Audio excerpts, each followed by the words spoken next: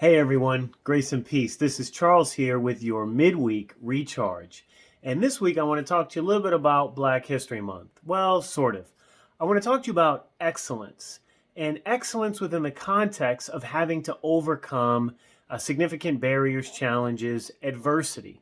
And I think that's one of the things that really defines the contributions that Black people have made to this country and to other parts of the world, is that the descendants of formerly enslaved peoples all over the world have found ways to contribute into the societies, into the civilizations where they were dragged into.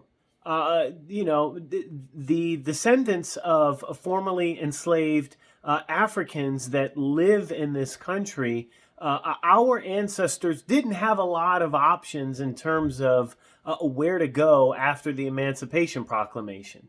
Marcus Garvey came really close, and some folks are familiar with the Black Star Line and getting together a freighter and trying to get folks to go back to the continent and sort of repatriate one of the nation states on the western coast of the continent.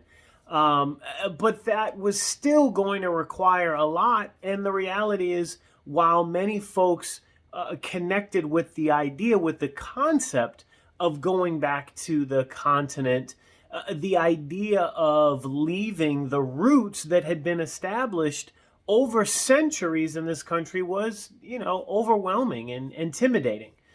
And so what does that have to do with excellence, and what does that have to do with the midweek recharge? Well, I think about the kinds of obstacles the early Christians had to overcome in spreading the good news, in sharing their faith, and encouraging others to consider a different way, a different path.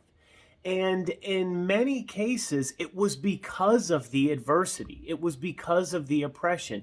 It was because of the challenges, the barriers that they needed to overcome, that the message resonated so much more. I think part of the reason why formerly enslaved the descendants, the great grandchildren of formerly enslaved people in this country, the reason why Black people have made such a contribution is because of the adversity, the challenges, the difficulty that we've had to overcome in order to stake out a name and a space for ourselves in this land that was never really ours to begin with. And so I want to challenge you, I want to encourage you this week: embrace your adversity, embrace your challenges, embrace your barriers. That's where you're going to see God's power manifest. And that may be the direct reason for your success. Let that be your recharge.